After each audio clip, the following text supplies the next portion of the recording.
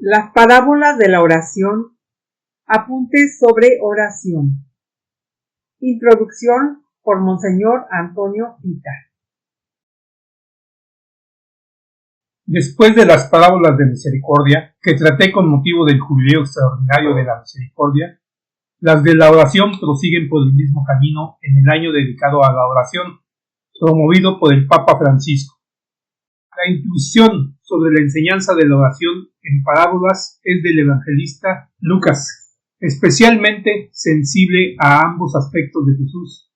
Es el maestro más grande de la parábola, aunque es necesario distinguir la fuente original de las parábolas de su redacción final.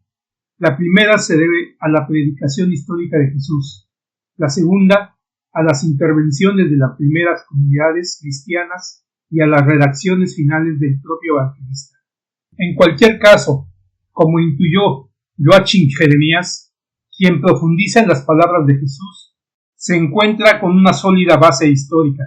Sí, en un cierto punto de su predicación, alguno de sus discípulos le pidió enseñarle a orar.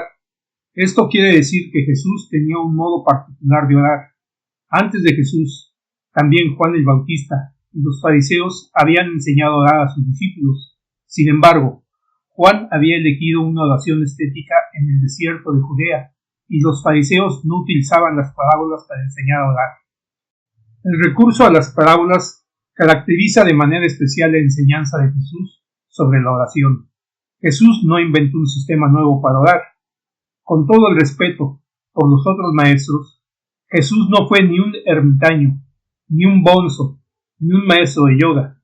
Más bien eligió la vida cotidiana de su pueblo para enseñar a orar con las parábolas. En el camino que emprendemos, nos pararemos sobre todo en la oración de Jesús y, en particular, en el Padre Nuestro. Por tanto, se profundizará en las palabras relacionadas de modo explícito con la oración, el amigo inoportuno, la viuda y el juez incrédulo, el fariseo y el publicano en el templo, la higuera y el reino de Dios. A primera vista, la parábola del Padre Misericordioso, más que del Hijo Pródigo, no parece que se relacionen con la oración. La palabra por excelencia pretende responder más bien a los que critican que Jesús frecuente a publicanos y pecadores. Sin embargo, la desconcertante humanidad del Padre Misericordioso, inconcebible para cualquier padre en este mundo, revela la relación entre el Padre Celestial y los seres humanos. Aparte de la parábola de la higuera, que se encuentra también en los evangelios de Marcos y de Mateo, las demás parábolas sobre la oración solamente se encuentran en el evangelio de Lucas. El evangelio de la oración y de las parábolas por autonomacia, sin querer forzar los contenidos. Consideramos original la relación entre el Padre Nuestro y las parábolas sobre la oración. Jesús ilustró el Padre Nuestro con las parábolas, y éstas remitían continuamente al Padre Nuestro. Es determinante este continuo ir y venir entre el Padre Nuestro y las parábolas de la oración, por lo que el modo más apropiado de recitar y explicar el Padre Nuestro se encuentra en las parábolas. No son fortuitos el inicio y el final de las parábolas sobre la oración, sino que responden a la estrategia narrativa de Lucas. La primera parábola justo después del Padre Nuestro es la del amigo inoportuno. La última parábola trata sobre la higuera y el reino y se ha de considerar como una oración vigilante. La primera palabra termina con el don del Espíritu Santo. La última se cierra con la oración vigilante a la luz del reino de Dios. Entre el espíritu y la vigilancia se dibuja una copertenencia natural y necesaria. El espíritu enseña a orar porque grita con fuerza en el ánimo humano, y la oración vigilante nace de la presencia del Espíritu de Cristo en el corazón de los creyentes. Deseo de corazón a los lectores que entre la presencia del Espíritu en la Iglesia y la oración que enseña a reconocer los signos de los tiempos, se dejen guiar por Jesús, maestro original de oración con las parábolas. Capítulo 1. Jesús y la oración. Jesús de Nazaret fue un hombre de oración. Es uno de los innegables datos históricos sobre su vida terrena. Durante los pocos años de su vida pública, A menudo se retiraba en oración hasta el punto de que un día los discípulos le pidieron que les enseñara a orar. Abba, Padre, era la invocación más breve y densa con la que oraba. Con esta invocación familiar inicia el Padre Nuestro. Padre, santificado sea tu nombre. Todos los evangelios representan a Jesús en oración. El de Lucas, más que los otros, en los momentos cruciales de su vida. Mientras estaba orando, Jesús recibe el bautismo en el Jordán. Antes de elegir a sus discípulos, transcurre una noche en oración. Su transfiguración en el monte ocurre mientras está orando. Cuando intuye que se acerca el fin, a pesar de su joven edad, su oración se hace más intensa. Su agonía fue auténtica, una lucha de todo menos pacífica. Enséñanos a orar. A primera vista, la insistencia sobre la oración en la vida de Jesús es inconcebible. ¿Qué necesidad tenía el Hijo de Dios de orar tanto? Si era el Hijo de Dios, ¿acaso no conocía la voluntad del Padre Celestial? Entre el escepticismo de quien piensa en Jesús en oración, como una especie de recitación solitaria, y la espontaneidad de quien lo considera un extraterrestre, su oración fue en realidad una oración en la lucha. Sobre todo en Getsemaní, cuando sudó sangre, el autor de la carta a los Hebreos describe con realismo la oración de Jesús. Cristo en los días de su vida mortal, a gritos y con lágrimas, presentó oraciones y súplicas al que podía salvarlo de la muerte, siendo escuchado por su piedad filial. En la fuente original del texto griego, no se menciona la vida terrena de Jesús, como sí aparece en distintas traducciones, sino que habla de su carne, que se debería traducir más bien como su humanidad. Con gran perspicacia, el autor prosigue precisando que Jesús, aun siendo hijo, aprendió sufriendo a obedecer. La reacción de Jesús no fue una relación evidente de quien era hijo de Dios y sabía todo. Aprendió más bien del sufrimiento que había padecido, del sufrir o patein.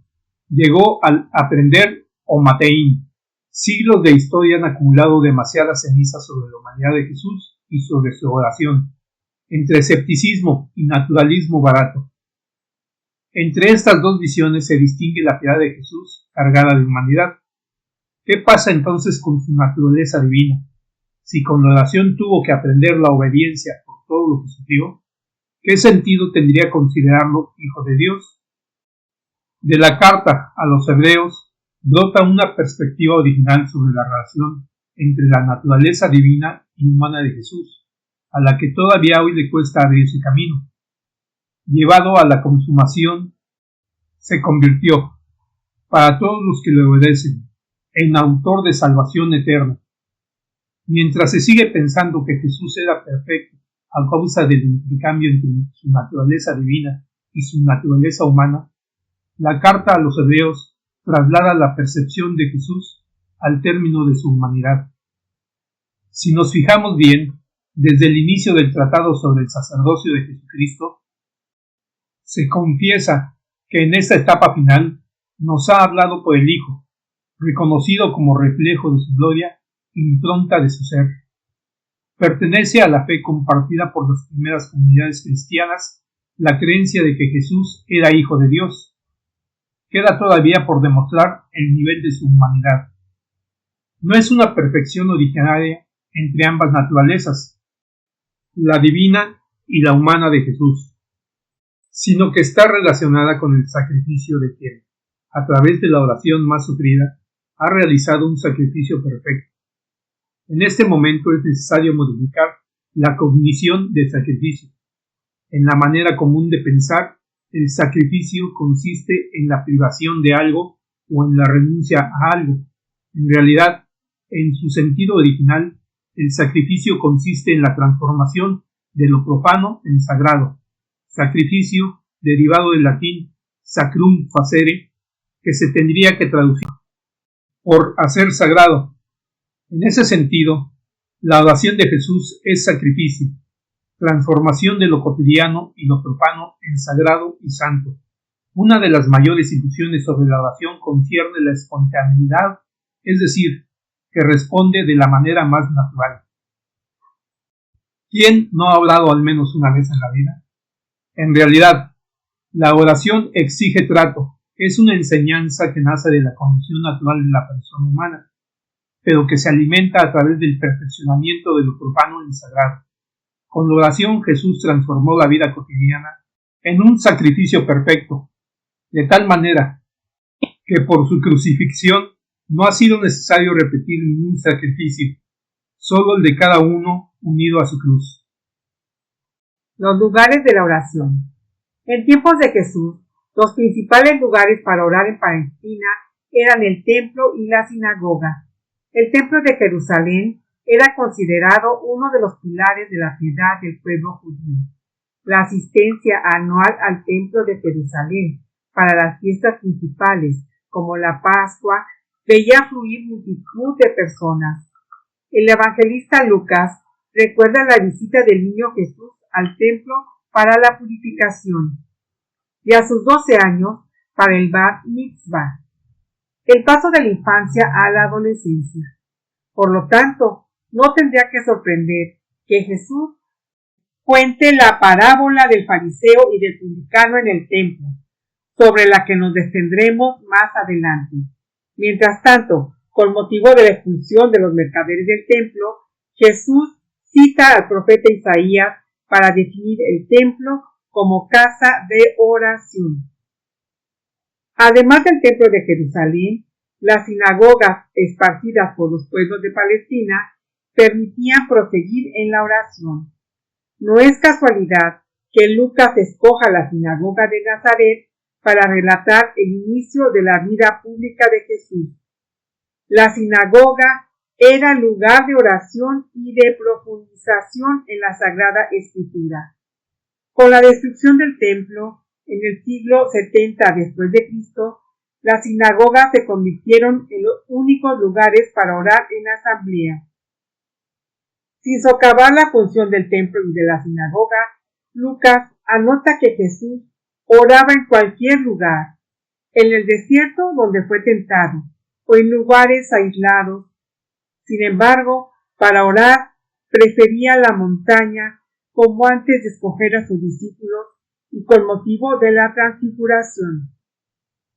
El sitio que más amaba era el Monte de los Olivos, a poca distancia del recinto amurallado de Jerusalén, más allá del Cedrón. En ese monte Jesús sudó como gotas de sangre y desde ese lugar fue llevado al cielo en el momento de la ascensión. La preferencia por el monte se debe a una de las peculiaridades de la oración, la ascesis o la tensión hacia lo alto. Este estado no es sólo válido para situaciones excepcionales de éxtasis o de arrobamiento, sino para cualquier experiencia de oración. Para quien sube a un monte a orar, el cielo evoca el lugar del encuentro. La extensión de lugares para la oración de Jesús, desde el templo a la sinagoga, desde el desierto al monte, se debe a la santidad de lo creado. Jesús nunca desacreditó el templo ni la sinagoga, pero cualquier lugar se convierte para él en ocasión de relacionarse con el Padre.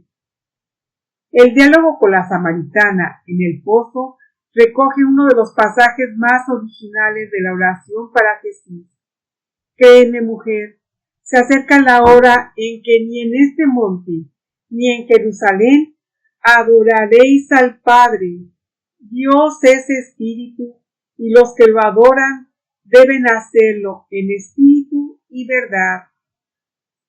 Si las religiones entran en conflicto a la hora de decidir sobre el mejor lugar para orar, la sinagoga, el templo, un santuario, una mezquita o una iglesia, Jesús en cambio señala que no se adora a Dios en el monte Gerizim ni en el monte Sión, sino en espíritu y en verdad. Adorar a Dios en espíritu y verdad significa adorarlo guiados por el espíritu, que conduce a la verdad más profunda. Y la verdad en cuestión no es una idea ni un concepto, sino que es Jesús en persona. Él es la verdad que instaura una relación auténtica al Padre. ¿Qué tipos de oración? No existe un solo tipo de oración, sino que asume expresiones distintas dependiendo de las múltiples situaciones.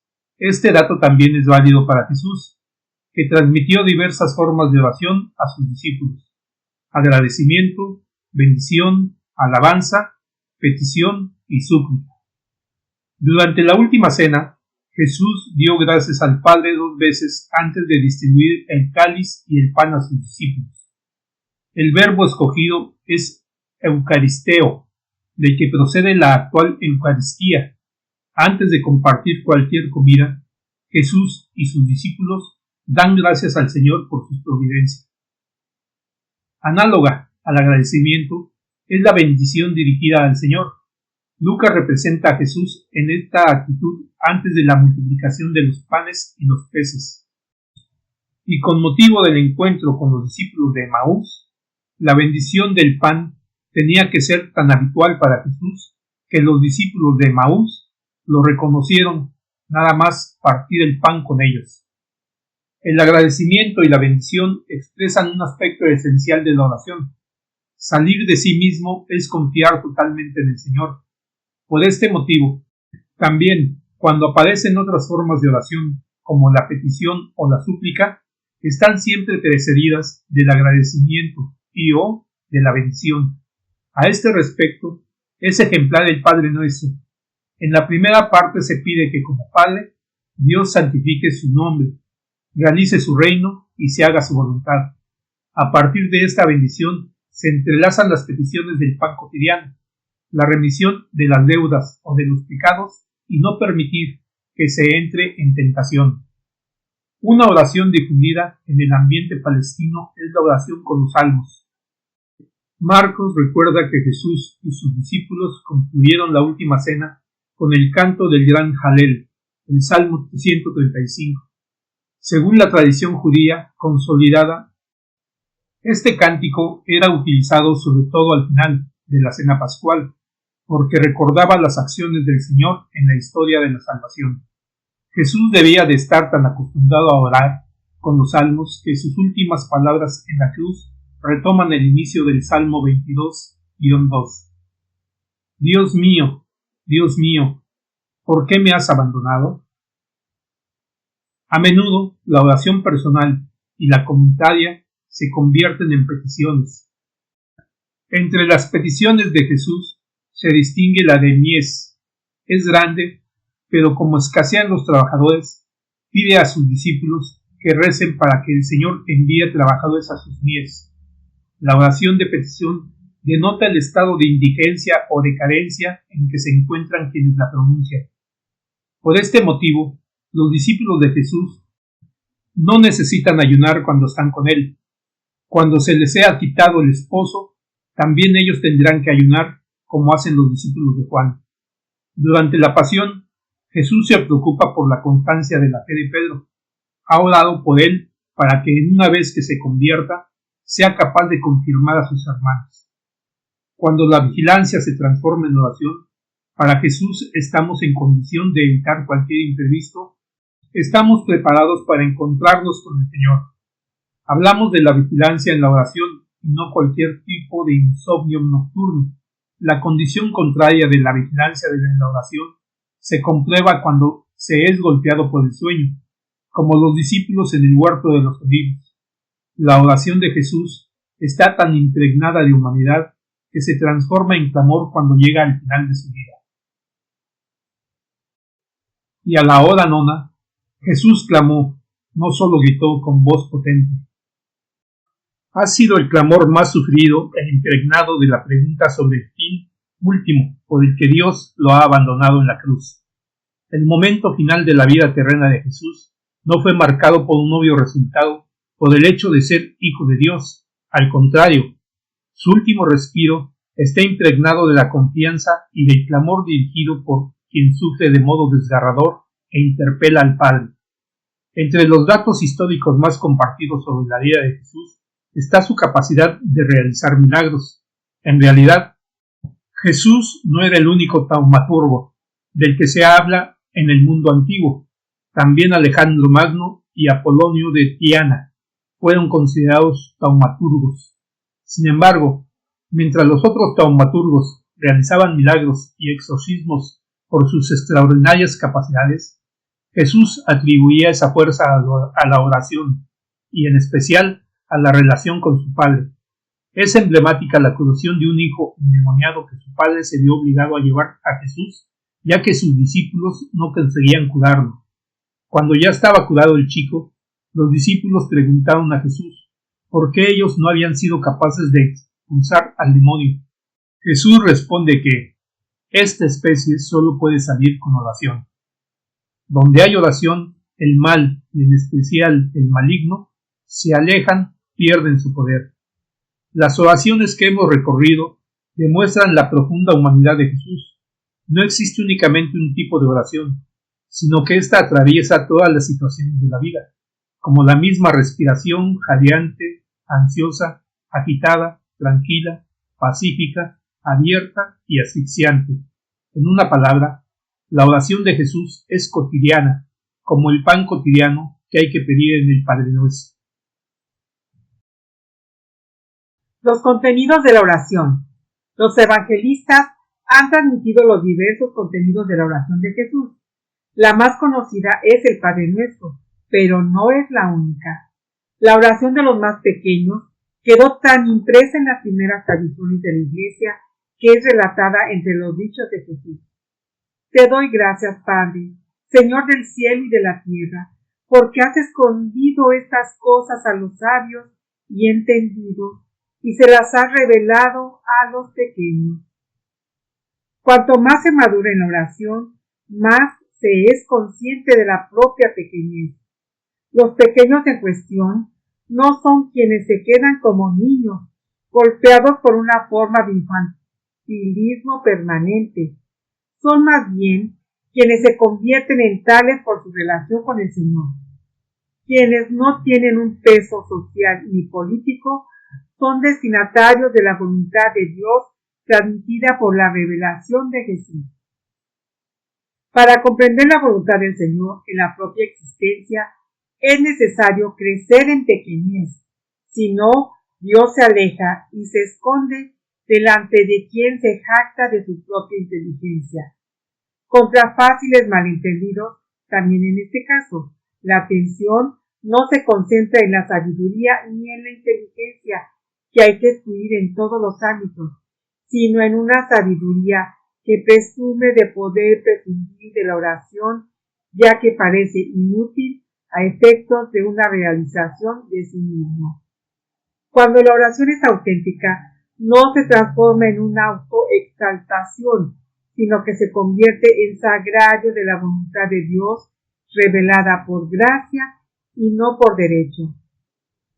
Entre las oraciones más conocidas de Jesús, resalta la invocación de Abba citada por Marcos. Abba, Padre, tú lo puedes todo, aparta de mí este cáliz, pero no sea como yo quiero, sino como tú quieres. Son necesarias algunas precisiones sobre esta invocación, porque si no se malinterpreta su naturaleza. Abba forma parte de las mismísimas palabras de Jesús y no ha sido inventada en el evangelista Marcos. Se trata de una invocación en arameo, la lengua de Jesús y de Galilea.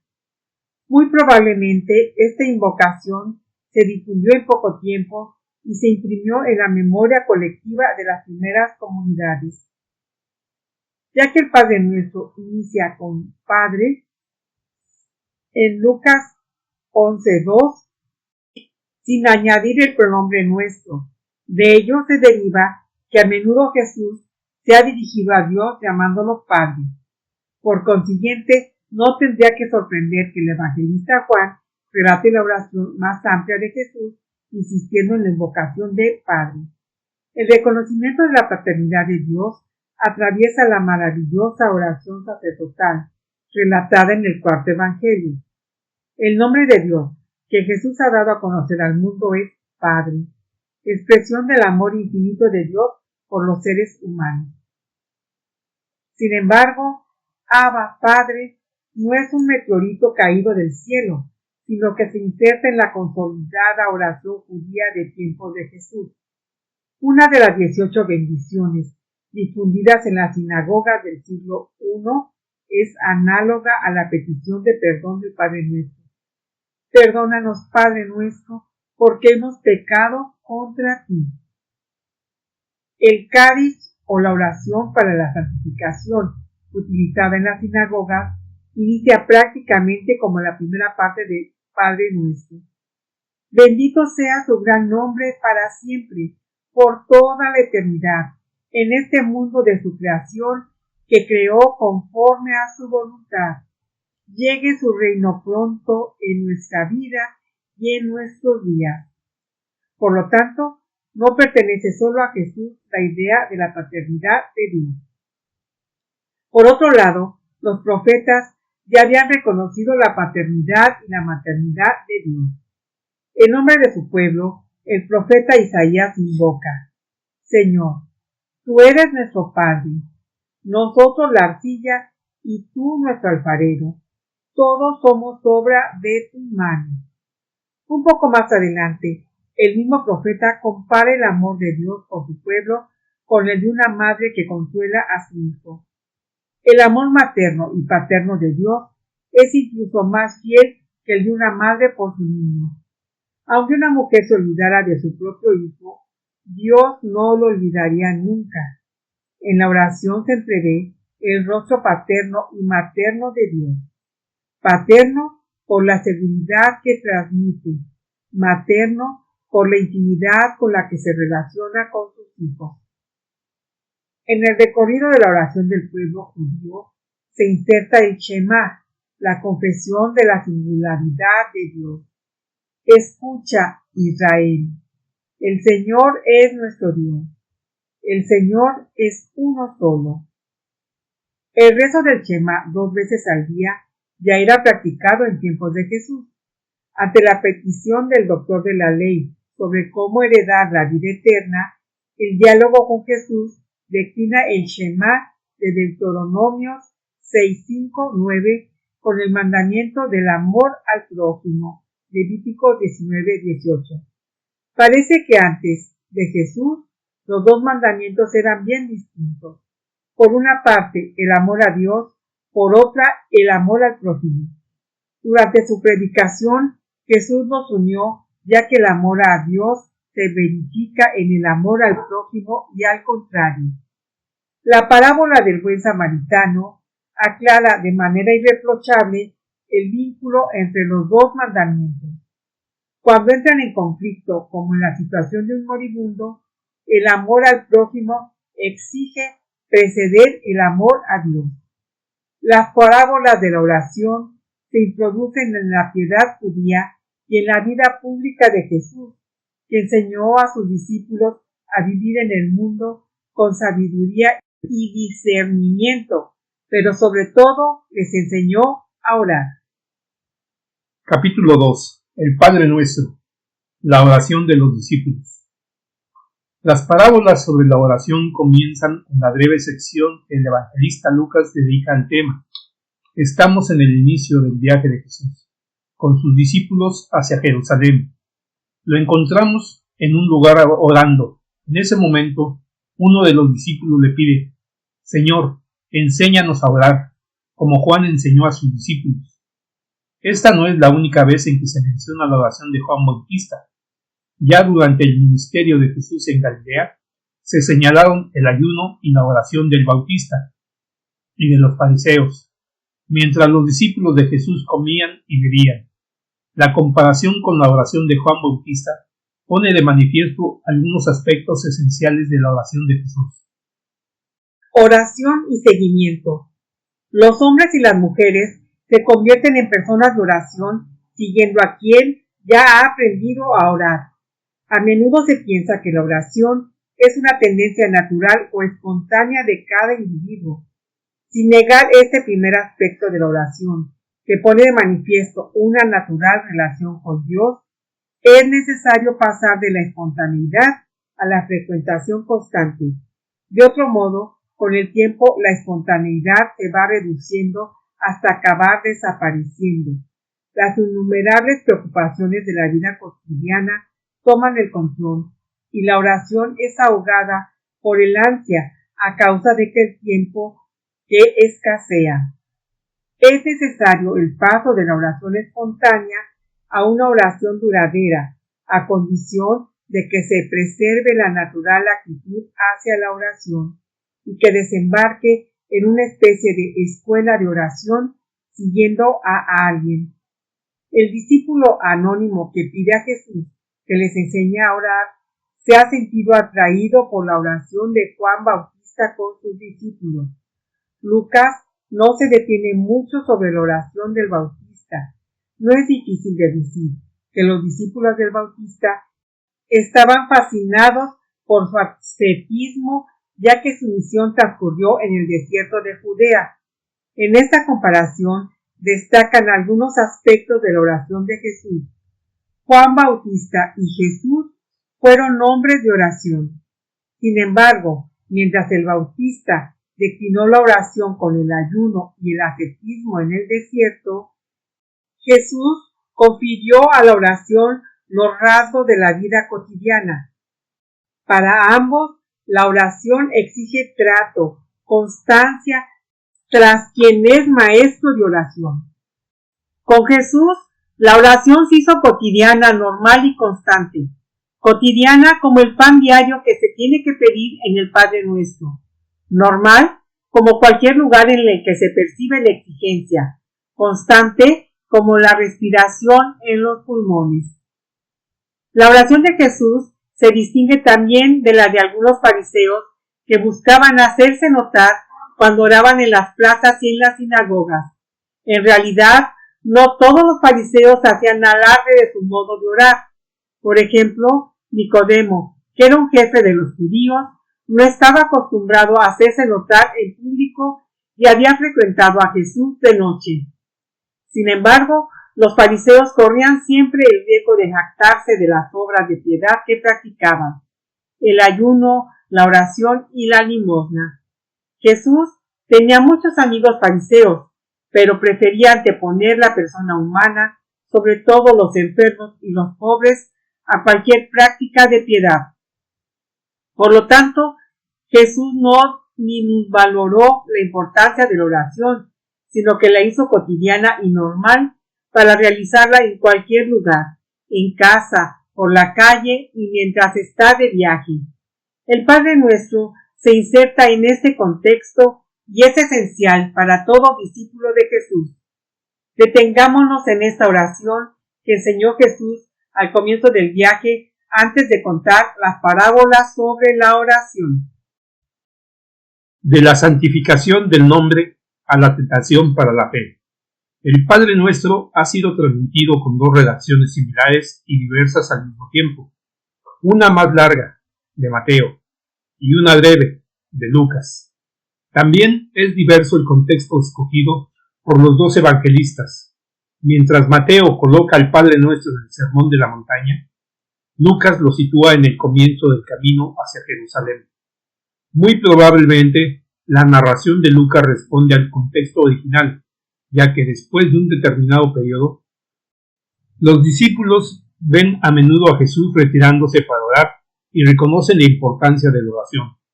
La petición del discípulo de que Jesús les enseñara a orar se comprende solo en una fase avanzada de seguir sus pasos. Por tanto, el Padre Nuestro pertenece a las mismísimas palabras de Jesús, transmitidas antes de que los evangelistas compusieran sus escritos. Citemos la redacción del Padre Nuestro, según Lucas 11:2-4. Es menos conocida que la de Mateo 6:9-13. Padre, santificado sea tu nombre. Venga tu reino. Danos cada día nuestro pan cotidiano. Perdona nuestros pecados, porque también nosotros perdonamos a todo el que nos debe, y no nos dejes caer en la tentación. La versión breve del Padre Nuestro contiene 5 peticiones, mientras que Mateo relata 7. En el Evangelio de Mateo se añaden las peticiones sobre la voluntad divina en el cielo y en la tierra, y de ser rescatados del maligno, como en Mateo 6, del 9 al 13. El Padre Nuestro, en Lucas 11, del 2 al 4, se divide en dos partes: las peticiones sobre la santificación del nombre y el advenimiento del reino en la primera parte, aquellas sobre la vida de los discípulos en la segunda. Más que Mateo, Lucas elige el Padre Nuestro como el manifiesto del seguimiento a Cristo. La principal novedad sobre el Padre Nuestro en el Evangelio de Lucas afecta la relación que establece Jesús con las parábolas sobre la oración. De hecho, sin ningún tipo de interrupción, Jesús relata la parábola del amigo inoportuno, para profundizar en la relación entre los discípulos y el Padre Celestial. En esta original conexión reside la relación entre la oración y las parábolas. Jesús enseñó a orar con las parábolas, y el Padre Nuestro refleja en las parábolas que aclaran sus contenidos. Como maestro de parábolas, Jesús no podía escoger un mejor camino para enseñar a orar. En los próximos capítulos profundizaremos en esta conexión entre el Padre Nuestro y la oración en las parábolas. El amigo inoportuno, la viuda y el juez, el Padre misericordioso, fariseo y el publicano en el templo, y la higuera con los signos del reino. De las parábolas citadas se distingue la del Padre misericordioso. A primera vista, parece que no tiene mucho que ver con la oración, porque es motivada por la elección de Jesús de frecuentar y comer con los publicanos y pecadores. En realidad, el padre de la parábola refleja el modo de actuar de Dios con los seres humanos. Además, las peticiones de los dos hijos durante la parábola están destinadas a ser corregidas por el Padre misericordioso. La oración del hijo menor, que pide solo ser reintegrado como un siervo más, contrasta con la oración arrogante del primogénito, que acusa al padre de injusticia. Veremos cómo la parábola del Padre misericordioso desarrolla, como las otras, algunos aspectos del Padre Nuestro. Adentrémonos en las parábolas con las que Jesús abre algunas ventanas de la paternidad infinita de Dios sobre el mundo. Jesús fue un hombre de oración y enseñó a orar con las parábolas extraídas de la vida cotidiana. En esta singular unión entre el Padre Nuestro y las parábolas de la oración, Jesús se distingue de los otros maestros de oración, antiguos y nuevos. Enseñó a orar con parábolas sacadas de la vida cotidiana, porque la oración o es cotidiana o no es oración. Capítulo 3. El amigo inoportuno y el pan cotidiano. Lucas 11, 5 al 13. La primera parábola de Jesús sobre la oración se concentra en dos momentos decisivos del Padre Nuestro: la invocación inicial, Padre, y la petición sobre el pan cotidiano. No por casualidad, la parábola del amigo inoportuno alude a 3 panes que pide un amigo a su vecino para poder ofrecer a quien llega de improviso en plena noche. A causa de esta relación, resulta oportuno precisar la proporción de los personajes. El personaje principal no es uno de los 3 amigos implicados en la parábola, sino el Padre, que al final da al Espíritu Santo a quien se lo pide. Como es habitual en las parábolas, Jesús parte de lejos, relatando un hecho verosímil de la vida cotidiana, un préstamo alimentario entre amigos. Mientras se desarrolla, la parábola relata algunas particularidades con las que abre los ojos de sus discípulos hacia la relación con el Padre Celestial. La oración no es una pía ilusión de quien se imagina que está hablando con Dios, mientras que está hablando consigo mismo.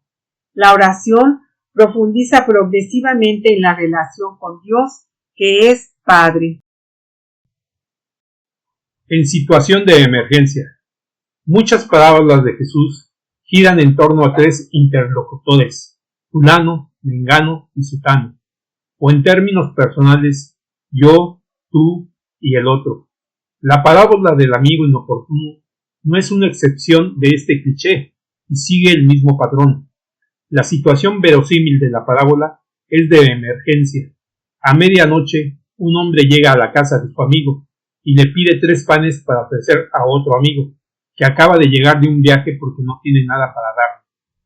Para la cultura oriental, la hospitalidad es sagrada, sobre todo cuando aparece en una situación de emergencia.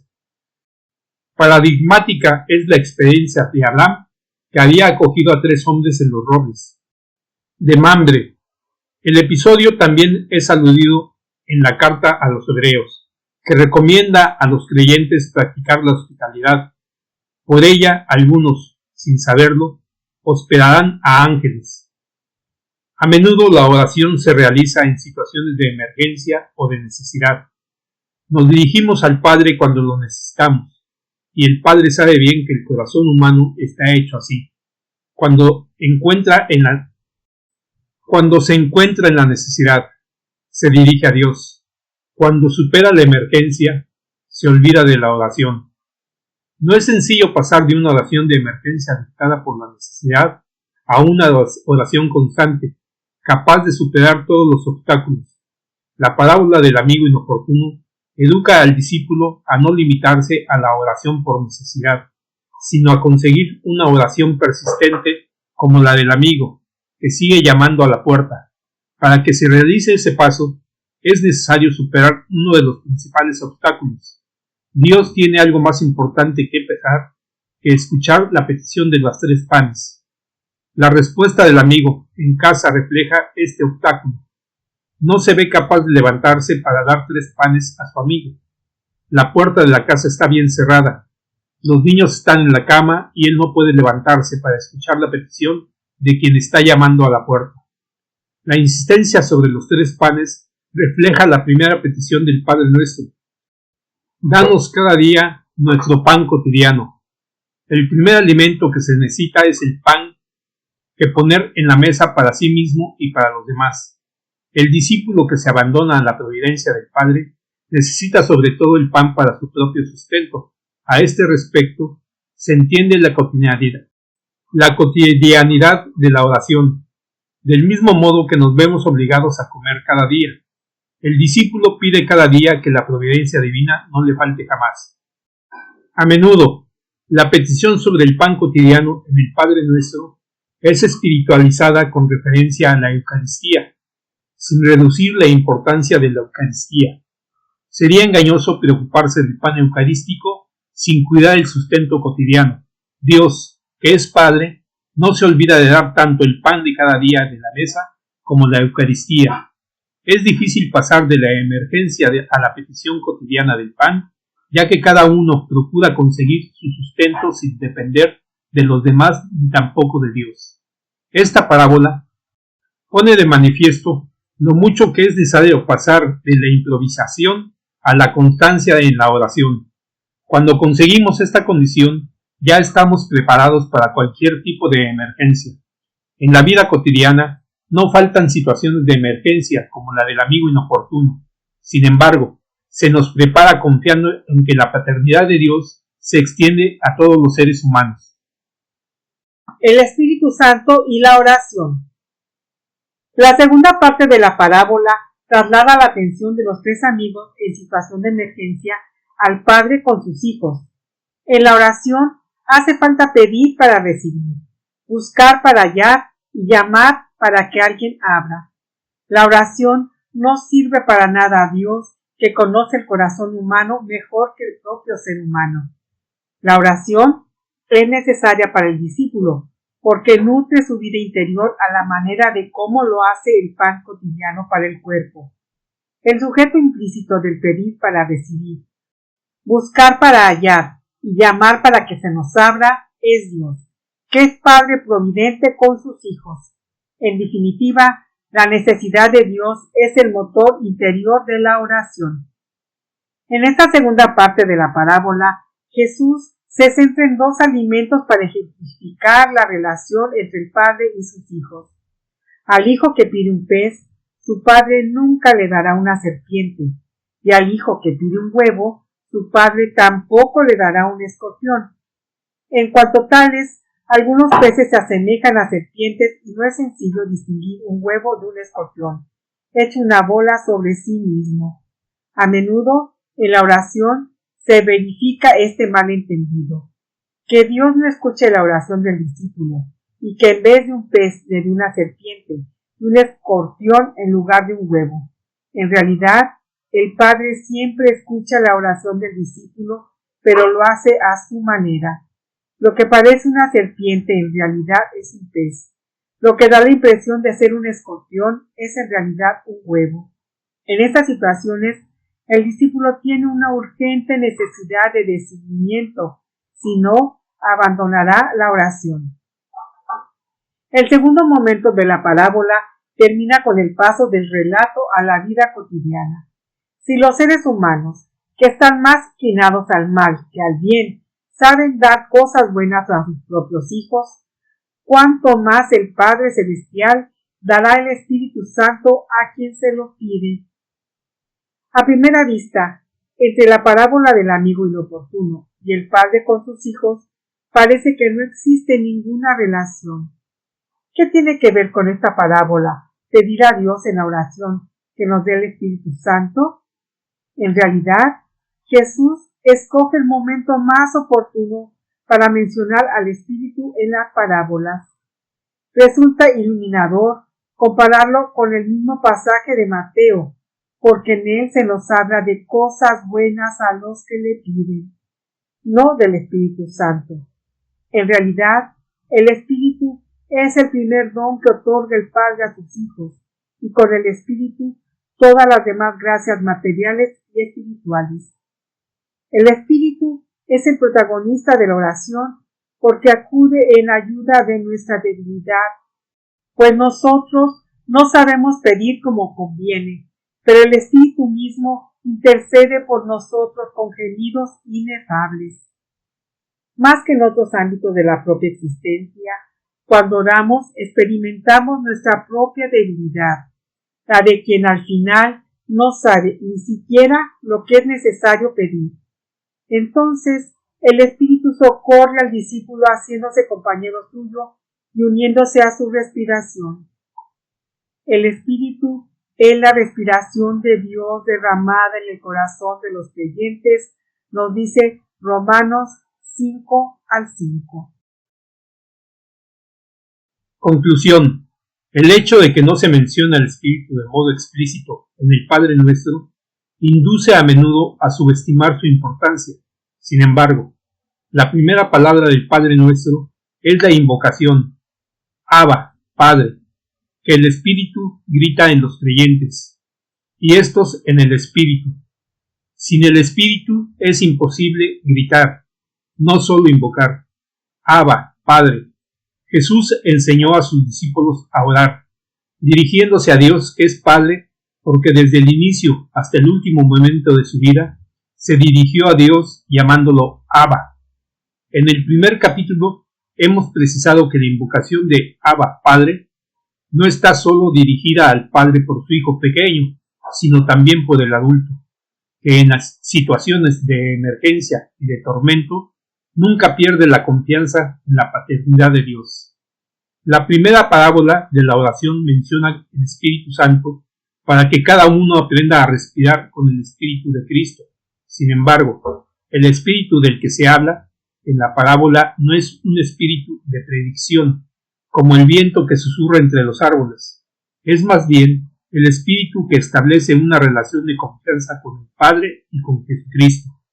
El Espíritu es sumamente necesario en la oración, porque si no, se cae en el espontaneísmo y en el arbitrio por el que cada uno ora como quiere y cuando quiere. El Espíritu Santo es el maestro interior que enseña a orar con perseverancia. El primer nivel de enseñanza de Jesús sobre la oración en las parábolas aborda el paso de una oración extemporánea y espontánea a una constante, bajo la guía del Espíritu. Capítulo 4. El Padre Misericordioso y la remisión de los pecados. Lucas 15, del 11 al 32. Desde el punto de vista de la belleza, las parábolas de Jesús son verdaderas y auténticas obras de arte. La parábola del Padre Misericordioso, erróneamente titulada la parábola del Hijo Pródigo, es una de sus parábolas más logradas. Se puede leer innumerables veces y nunca pierde su fascinación.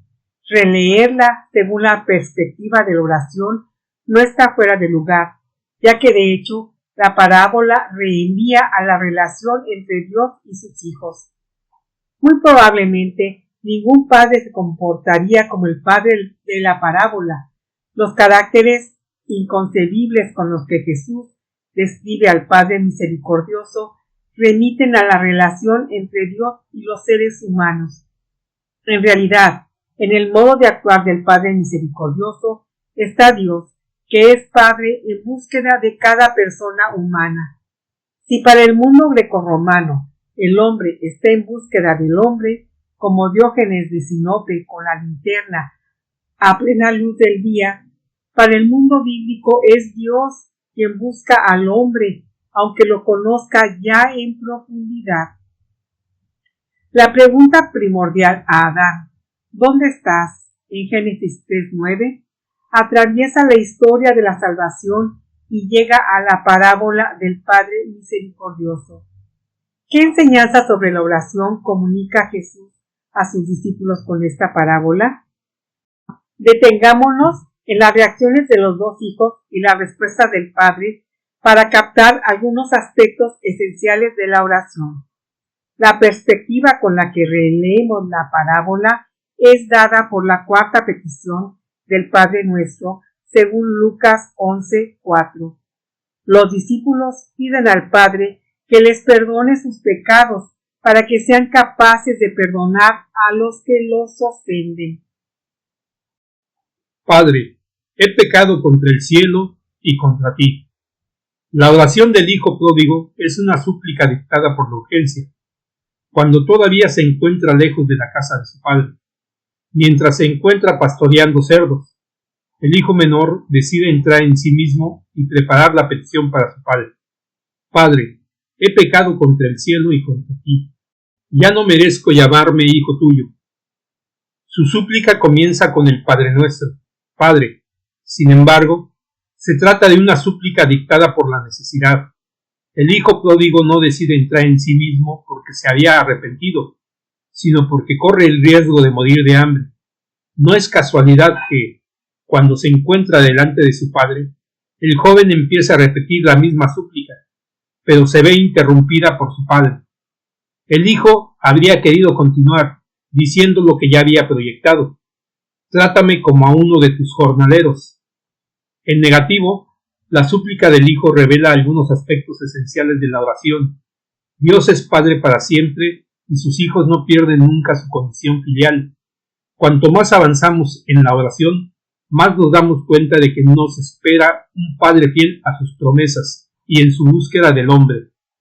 El momento en que da un vuelco la parábola se verifica cuando el padre entrevé a su hijo desde lejos.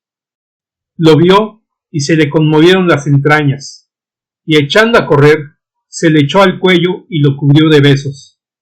La secuencia de los verbos expresa el entusiasmo incontenible con el que padre va a su hijo. La oración es un encuentro con el Padre, que ve de lejos, donde nadie más puede ver. El Padre ve de lejos a su hijo, porque lo está esperando desde el momento en el que salió hacia un país lejano. La lejanía del hombre no lo es para Dios. La exigencia de superar la lejanía del hijo es recogida en un verbo cargado de patos. Se le conmovieron las entrañas. En el griego original, el término utilizado es espankliche, el verbo derivado de la espanklana. Las vísceras, la sede de los sentimientos, y el vientre, donde reside y es generada la vida. En su evangelio, Lucas recurre 3 veces a este verbo cargado de involucración. Jesús se conmueve ante las puertas de Naín, cuando vio a una madre viuda que lloraba por la muerte de su hijo. El verbo vuelve a aparecer en la parábola del buen samaritano. Al verlo se compadeció del moribundo abandonado en el camino.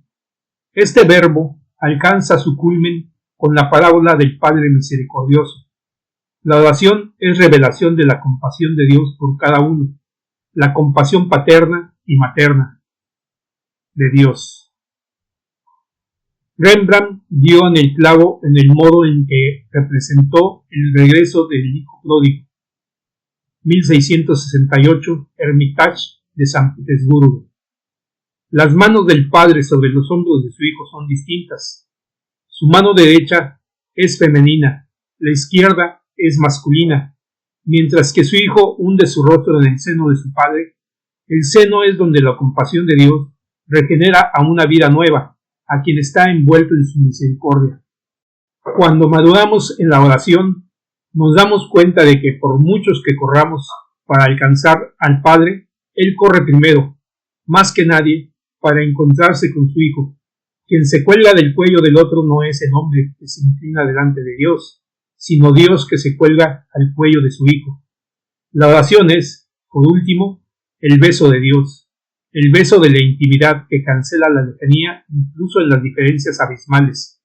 El beso del Padre en la parábola se parece al beso de Dios a Moisés en tierra de Moab, según la tradición judía.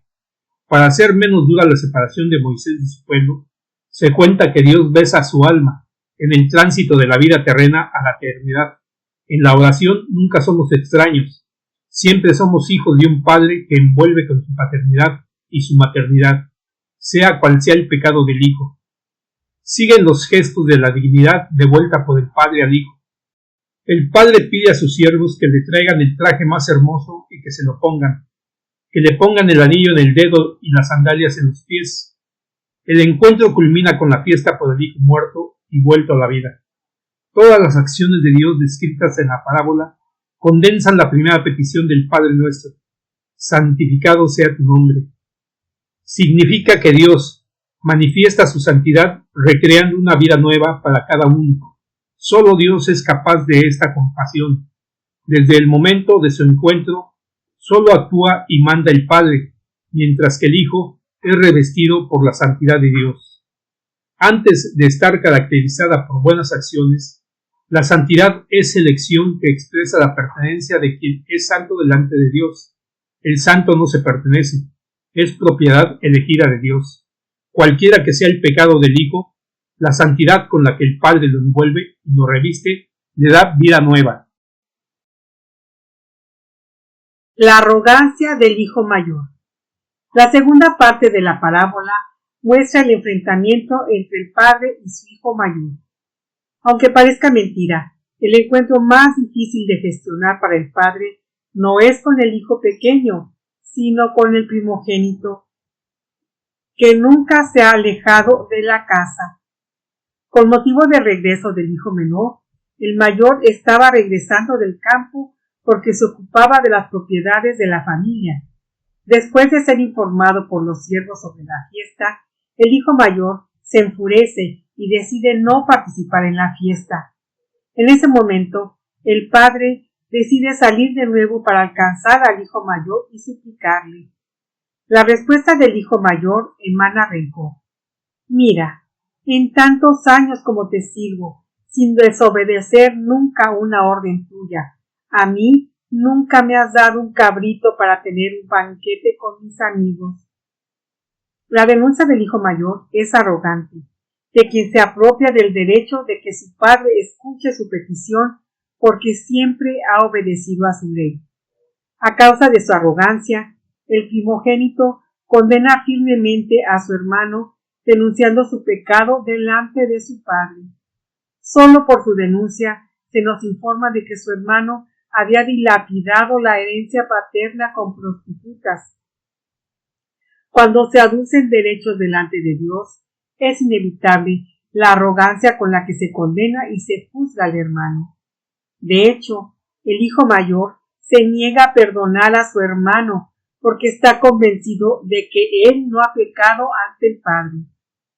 De este modo, la parábola desmiente la petición del Padre Nuestro sobre la remisión de los propios pecados para perdonar los de los demás.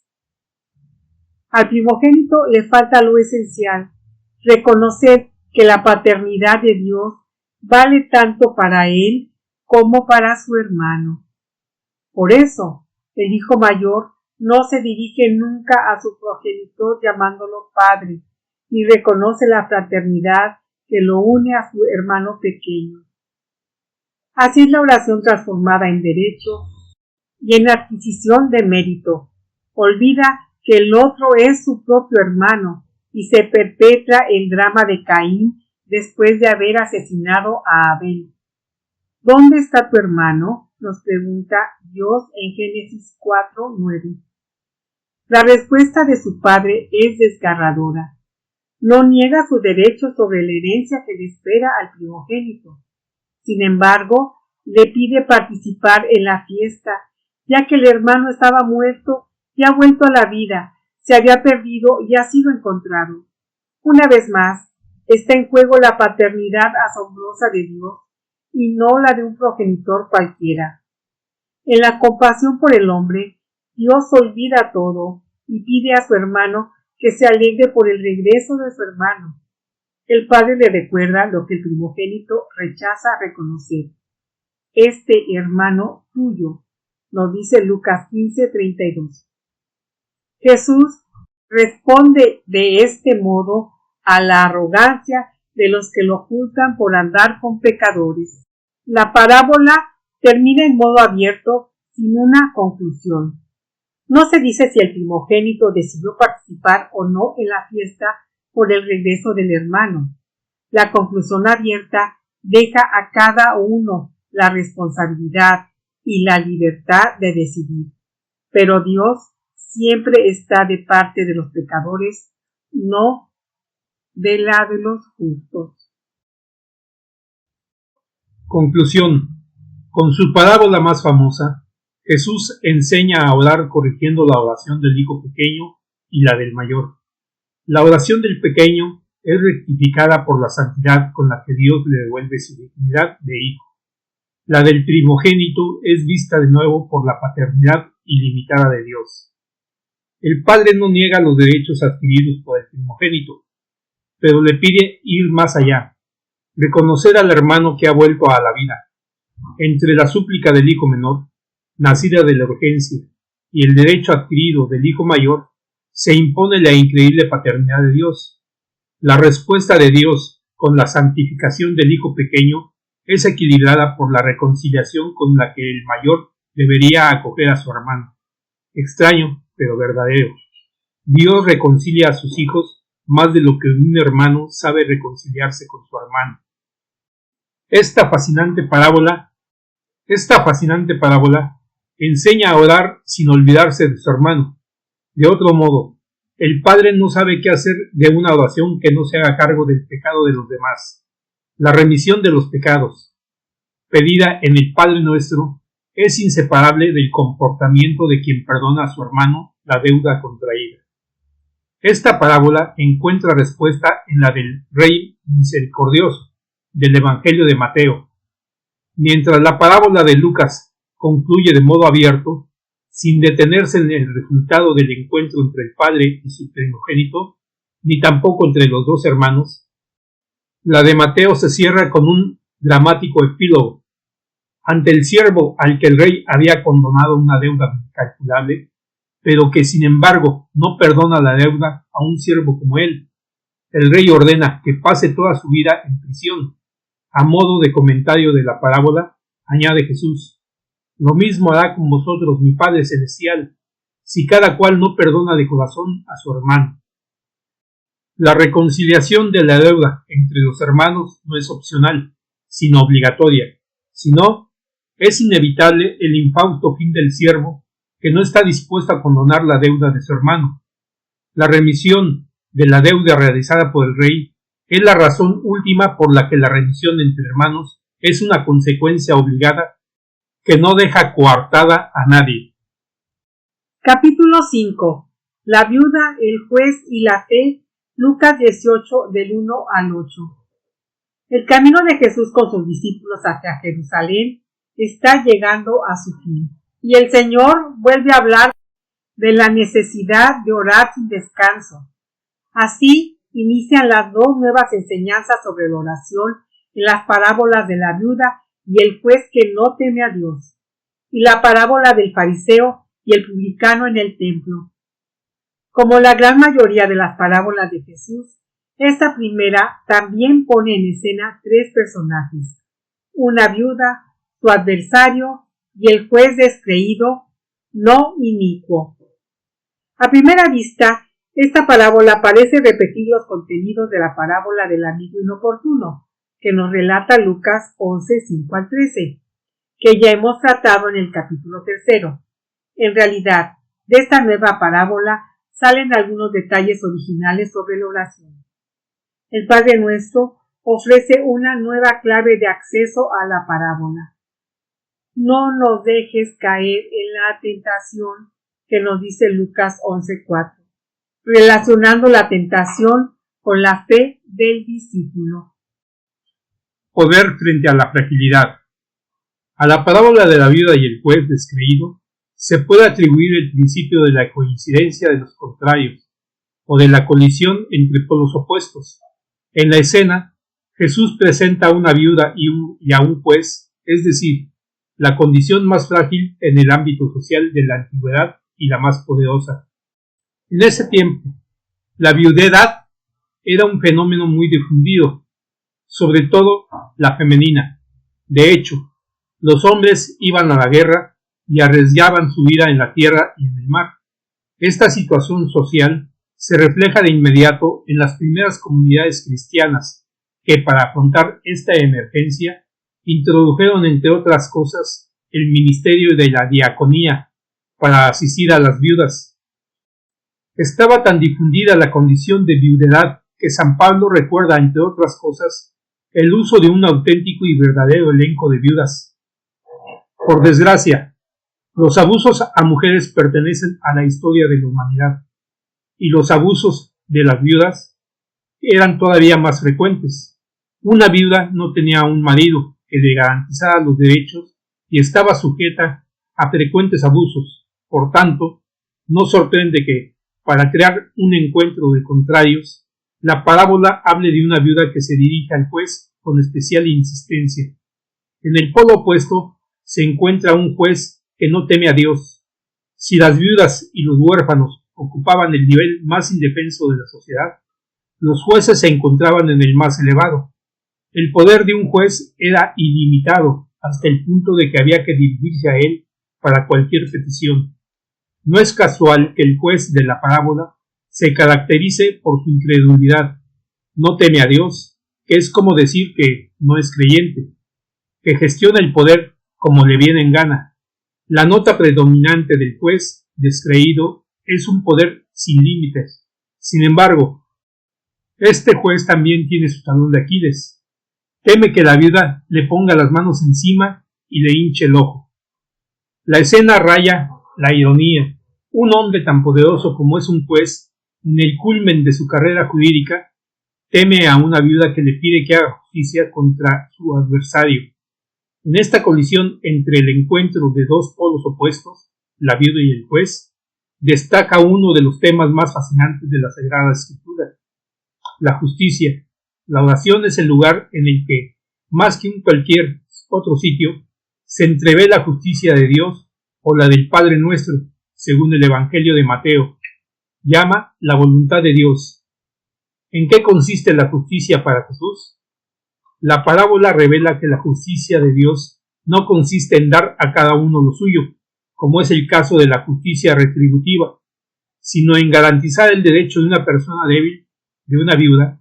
En la oración se experimenta la proximidad de Dios, que no se pone de parte del juez, sino de la viuda. Un Dios que no necesita una justicia ecuánime, sino que hace justos a los que ama con su voluntad, con un conmovedor argumento a fortiori que desde el nivel menor alcanza al mayor. Jesús pregunta al final de la parábola a los que están escuchando: ¿no hará justicia a sus elegidos que claman ante él día y noche? En una primera consideración, justicia y elección parecen incompatibles. La justicia tendría que ser igual para todos, mientras la elección se dirigiría a algunos, no a todos. En realidad, esta parábola muestra que la injusticia sin elección está desencarnada y la elección sin la justicia es limitada. Contra la idea de la doble predestinación entre quien es elegido al bien y quien lo es al mal. La elección de Dios se realiza con la salvación de todos, sin excluir a ninguno. La viuda de la parábola es elegida ya que se encuentra en el último puesto, en la protección de los derechos. En la elección Dios comienza siempre por los últimos para llegar a los primeros. Nunca lo hace en sentido opuesto.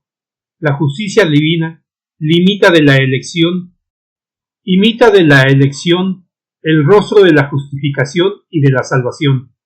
La elección recibe de la justicia su tensión hacia la salvación de todos, sin excluir a ninguno. Por lo tanto, la viuda es elegida y el juez descreído es injusto, mientras que Dios hará justicia a sus elegidos. De su desencuentro cotidiano emerge la constancia en la oración. La viuda no se cansa de buscar cada día al juez, aunque no sea creyente. Al final, el juez se ve entre la espada y la pared por la insistencia de la viuda. La oración educa a reconocer la proximidad de Dios, que nunca se pone del lado del fuerte, sino siempre del débil. La fe en el mundo. En una primera lectura, parece que esta parábola no refleja ninguna de las peticiones del Padre Nuestro. En realidad, la palabra final sobre la fe hace referencia a la última petición del Padre Nuestro. No nos dejes caer en tentación. La tentación a la que se hace mención no es de tipo moral, sino fundamental. Es la tentación de quien ya no se fía de Dios y desiste en la oración. El diablo, quien siempre busca separar en la relación con el Padre, es esencialmente sensible a esta tentación. De tal modo que Lucas anota al final de las tentaciones de Jesús en el desierto: acabada toda tentación, el demonio se marchó hasta otra ocasión. El kairos, o el momento fijado, es el de la agonía en el monte de los olivos, cuando Jesús pide a sus discípulos que oren con él para no entrar en tentación. No es casualidad que la versión más larga del Padre Nuestro añada en Mateo 6:13: y líbranos del mal. Desgraciadamente, la traducción del Padre Nuestro en lengua corriente no transmite bien la idea de esta última petición. En el griego original no aparece el verbo abandonar, en griego kataleipo, sino hacer entrar, eispero. Ni tampoco se habla del mal en abstracto, sino del maligno, que es el tentador o el diablo. La imagen subyacente es cotidiana, como es típico en la predicación de Jesús. Para entenderla es necesario imaginar una naza para la pesca que sirve para capturar a los peces en un lago, en un mar como el de Galilea. Una vez que entran dentro, la portezuela de la naza se cierra y los peces no consiguen salir. De manera análoga, el discípulo pide al Padre que no se ha puesto en condición de entrar en tentación y si ha sido capturado, implora ser rescatado del maligno. En cuanto Padre, a Dios se le pide rescatar a quien no consigue liberarse por sí solo de la tentación del maligno. Dios es como el pariente más próximo de quien se espera que vele a que su familiar no se encuentre en condición de esclavitud. En caso contrario, cae sobre él la responsabilidad de rescatar o redimir del maligno. Por tanto, la tentación a la que se alude, tanto en Lucas 11:4 como en Mateo 6:13, es la de la fe. La misma fe con la que termina la parábola de la viuda y el juez, como nos dice Lucas 18:8. Pero cuando venga el Hijo del Hombre, ¿encontrará esta fe en la tierra? El término de fe en el original griego es pistis, que a su vez reenvía al original judío de emuná, un término con distintos matices. La fe es al mismo tiempo fidelidad, fiabilidad, confianza y credibilidad. No se reduce a los contenidos que hay que creer, sino que implica la relación con el otro. En esencia, la fe que pide Jesús a su discípulo hasta su vuelta es la confianza de que el Señor está a su lado y no se olvida de que es el pariente más próximo que cuida de los que no consiguen salir de la tentación por la fe. Cuando la oración es verdadera, exige constancia y de cualquier modo causa el cansancio en quien ha de luchar. La oración es lucha, campo de batalla que induce a menudo a rendirse. Por este motivo, la parábola termina con la pregunta sobre la presencia de la fe hasta el final. La historia de la salvación presenta dos paradigmas esenciales de la fe entendida de este modo: Abraham y Jesús de Nazaret.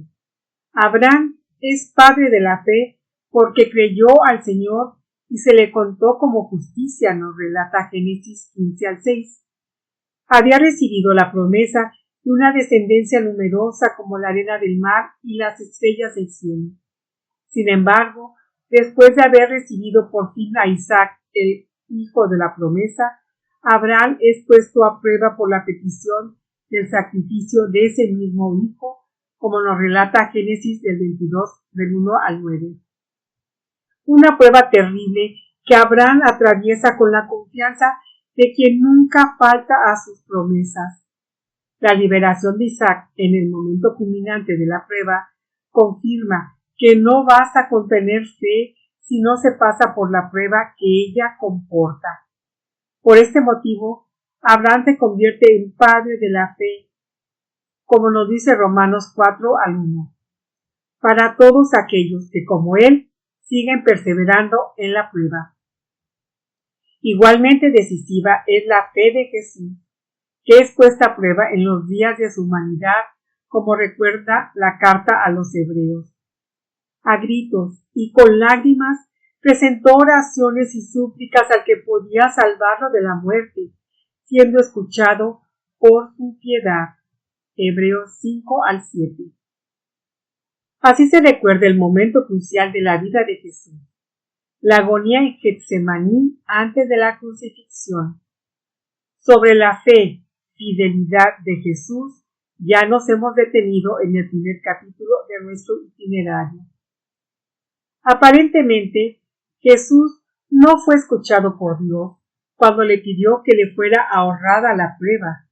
Sin embargo, nunca faltó a la confianza en el Padre y se abandonó a su voluntad. La relación entre Abba, Padre, en Marcos 4:35, ¿y con qué fin, no por qué me has abandonado?, en Marcos 15:34, es increíble, pero real. Jesús no pidió el motivo de su abandono en la cruz, sino su fin último.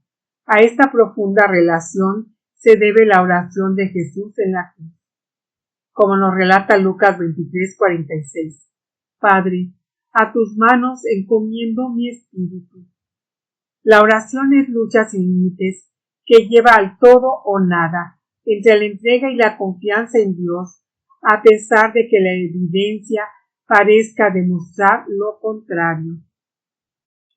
Conclusión. A la carta a los Hebreos se debe el estupendo elogio de la fe, entendida como fundamento de lo que se espera y garantía de lo que no se ve. El elenco de los testigos de la fe parte de Abel y termina con una nube tan ingente de testigos. La historia de la salvación que atraviesa la Biblia es, entre otras cosas, la historia de la fe, el encuentro entre la fidelidad de Dios a sus promesas y la confianza en quienes no desisten en la prueba. Para la carta a los Hebreos, es original el inicio de la fe. No empieza con Abraham, sino con Abel, ya que la propia fe es sacrificio, concebido no como privación de algo, sino como transformación de lo profano en sagrado. En esto se distingue de la oración del creyente, ya que ésta no anticipa el sacrificio, sino que es sacrificio de alabanza. Dios no necesita el sacrificio de Isaac, ni el sacrificio de su hijo, pero para todos los que siguen las huellas de Abraham, agrada el sacrificio de la fe, contenida en la oración. Cuanto más unidos estamos a Cristo por medio del Espíritu, más se transforma la oración en sacrificio de alabanza. La parábola de la viuda y el juez no se limita a insistir en la perseverancia en la oración. Añade la finalidad esencial de la oración: crecer en la fe, sobre todo ante la tentación de no ser escuchados. En el inicio de la parábola, la viuda es más débil que el juez, su adversario. Le ha hecho injusticia. Al final, es más fuerte que el juez, porque recibe lo que ha pedido, con insistencia. La oración transforma la debilidad en fuerza porque está sostenida por la gracia. ¿Te basta mi gracia? La fuerza se realiza en la debilidad. Capítulo 6. El fariseo, el publicano y la santidad del templo.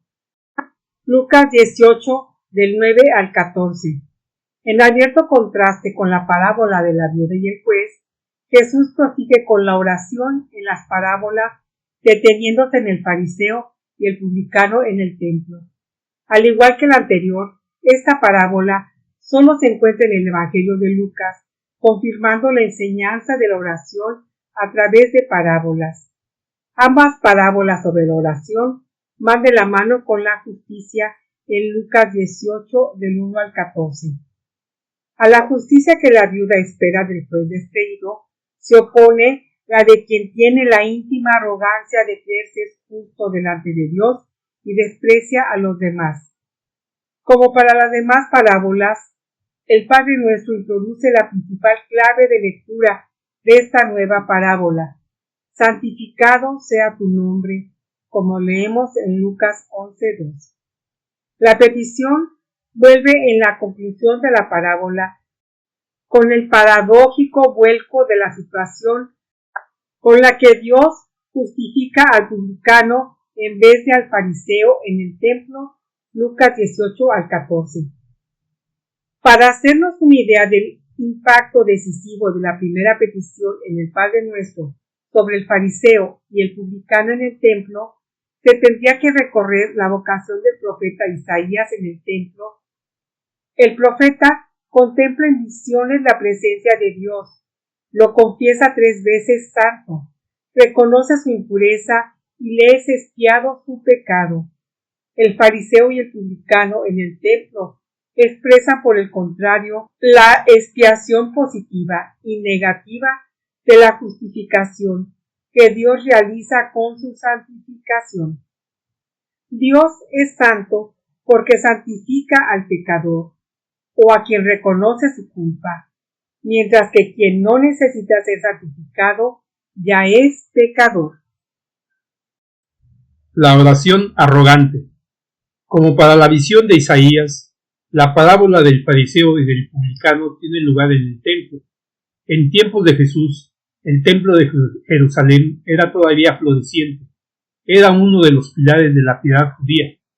No es fortuito la colocación de la parábola en el templo, ya que el fariseo y el publicano oran ante Dios, pero con comportamiento opuesto. Por lo tanto, esta parábola también ve a 3 interlocutores y no 2, el fariseo, el publicano y Dios, que al final interviene justificando, o según la petición del Padre Nuestro, santificando al publicano y no al fariseo. Antes de detenernos en la oración del fariseo, es necesario disipar algunos malentendidos.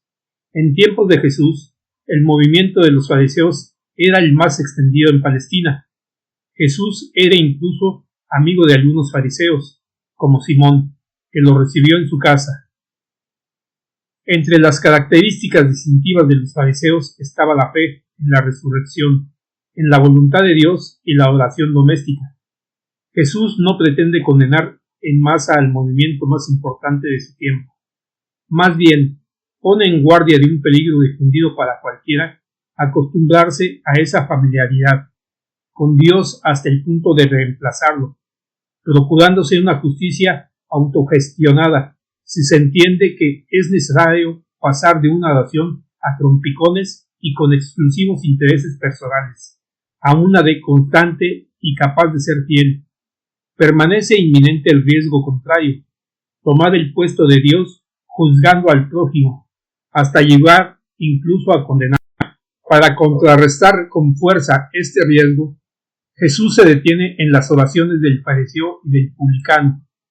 La manera en que Jesús caracteriza al fariseo es ejemplar. Retrata al fariseo mientras está orando de pie delante de Dios y se funde en un autoelogio exagerado. En realidad, lo del fariseo es una pedorrata de 29 palabras sin pausa. El autoelogio comienza con un agradecimiento a Dios sin contenido, si no es el de compararse él con los demás. El fariseo no es como los demás, calificados de ladrones, injustos y adúlteros. Entre los muchos que sigue juzgando sin piedad está el publicano, que ora a una debida distancia. Este fariseo es garante de la ley, ayuna 2 veces por semana y paga el diezmo de todo lo que posee. Por tanto, a primera vista, su relación con Dios y con el prójimo se presenta encomiable. Sin embargo, la comparación negativa con los demás hombres y con el publicano lo aísla de la relación con su prójimo y con Dios. Su oración es tan arrogante que mientras presume de ser impecable, regresará a su casa sin haber justificado. Es considerable la inflexión de la situación creada por Jesús. El fariseo parte de la presunción de ser justo, despreciando a los demás, y termina sin justificación. Es como decir que la oración arrogante de quien se pone en el lugar que corresponde a Dios es perjudicial, porque este fariseo se idolatra a sí mismo en vez de rendir culto a Dios. El riesgo de la idolatría está siempre al acecho en la oración, al igual que en la vida. Su forma más solapada se verifica cuando la oración está atravesando por un ego que no deja espacio a Dios ni tampoco al prójimo. Es más, el idólatra de sí mismo se reconoce por su tendencia a despreciar a su prójimo hasta llegar a condenarlo. El publicano no tiene ninguna excusa ante la indignación del fariseo. Es condenado solo por su trabajo de recaudar los impuestos en nombre del gobierno imperial. Así, el fariseo no perdona ninguna deuda al deudor, entrando en conflicto con la última invocación del Padre Nuestro, según el Evangelio de Lucas. En resumidas cuentas, el fariseo de la parábola no es justificado ni santificado por Dios, porque al condenar al publicano, se condena a sí mismo y profana el templo, que es la casa de Dios. La oración sincera. El publicano, en cambio, nos dice Lucas 18:13, quedándose atrás, no se atrevía ni a levantar los ojos al cielo, sino que se golpeaba el pecho diciendo: «Oh Dios, ten compasión de este pecador». A las 29 palabras del fariseo, Jesús pone en boca del publicano 6. Y mientras el fariseo estaba de pie ante Dios, el publicano no tiene el valor de levantar su mirada al cielo. Se golpea su pecho reconociendo su culpa. El publicano habría podido adelantar diferentes excusas para encontrar una salida a su justificación. Muy probablemente se ha visto obligado a desempeñar una de las profesiones más impuras de su tiempo, recaudador de impuestos, para sostenerse a sí mismo y a su familia. En realidad, el publicano no alega ningún derecho, sino que se presenta delante del Señor tal y como es, con la desnudez de quien se sabe que no puede esconder nada delante de Dios. No en vano su oración retoma la visión del profeta Isaías en el templo. Está perdonado tu pecado. Y Dios, que no presta atención al aspecto ni a las apariencias, reconoce el corazón arrepentido del publicano. La oración no solo está hecha de palabras, se caracteriza sobre todo como modo de ponerse delante del Señor. Los gestos del publicano, que se para a distancia, no se permite levantar su mirada al cielo y se golpea su pecho, son ya oración. Y a menudo no necesitan palabras, o al menos no muchas palabras. El publicano dirige a Dios una de las oraciones más severas y emotivas del Nuevo Testamento, según el original griego dice: «Oh Dios, ten compasión de este pecador. El publicano no solo pide que Dios tenga compasión de él, sino que extinga su deuda, que no está en condiciones de expiar solo. Para la mentalidad judía de ese tiempo, cada pecado era una deuda contraída que había que expiar. Para hacernos una idea, el evangelista Mateo cuenta la parábola del rey misericordioso a quien el primer esclavo debía 10,000 talentos. Una deuda tan exorbitante que no basta una vida para pagarla. Todos somos deudores delante de Dios y nadie tiene crédito suficiente. La breve y sincera oración del publicano revela esta apabullante verdad. Solo la misericordia compasiva de Dios puede justificar al publicano y no el derecho adquirido ante él. En contraste con la oración del fariseo, la del publicano dice todo en poquísimos gestos y palabras. Conclusión. La parábola del fariseo y del publicano en el templo termina de manera imprevista. Jesús exalta la inflexión de la situación. Mientras el publicano regresa a casa justificado, el fariseo no está justificado. Solo Dios conoce y lee el corazón humano. Lo valora por la sinceridad y el arrepentimiento con el que se pone en su presencia. Una situación tan invertida es impensable para cualquiera. ¿Qué hay de la ley divina y de los mandamientos transmitidos por Dios a su pueblo? ¿No se dice en la ley que es necesario pagar los impuestos y el diezmo de todo lo que se posea? ¿No es el ayuno una de las prácticas de piedad más difundidas en el pueblo judío? Con la inflexión de la situación entre el fariseo y el publicano, no se corre el peligro de ser transgresores de la ley, aunque sean justificados y santificados por Dios. La parábola del fariseo y el publicano abre una ventana a la misericordia infinita de Dios, que busca un corazón humillado y arrepentido, no un hombre inflexible y prepotente. Cuanto más seamos hombres y mujeres de oración, más humildes seremos, como María, que en el Magnificat reconoce el actuar inesperado de Dios, dispersa a los soberbios y enaltece a los humildes. Capítulo 7. La parábola de la higuera y la llegada del reino. Lucas 21, del 29 al 36. Uno de los aspectos típicos de la oración que Jesús enseñó a sus discípulos es la vigilancia. La parábola de la higuera se inserta en esta exigencia y es la última parábola sobre la oración, ya que además Jesús exhorta a sus discípulos a estar despiertos en la oración.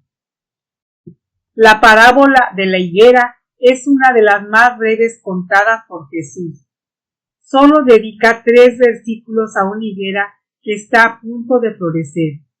La ocasión permite a Jesús anotar que el reino de Dios se acerca como lo hace el verano para una higuera que está a punto de florecer.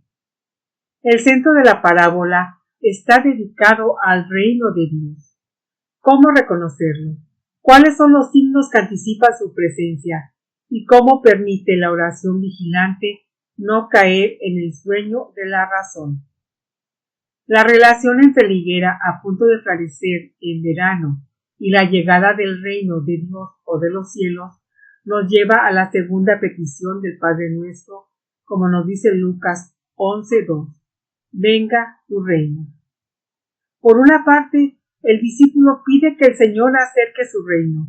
Por otra parte, Jesús pide a su discípulo que aprenda a reconocer los signos de los tiempos sobre la llegada del reino. Una vez más, Jesús ilustra el Padre Nuestro con las parábolas sobre la oración. Los signos de los tiempos. Durante los pocos años de su predicación en Galilea, Jesús anunció sobre todo que se acercaba el reino de Dios, enviado para anunciar el reino de Dios. Jesús lo hizo presente con la elección de sus discípulos, algunas parábolas y la curación de los enfermos.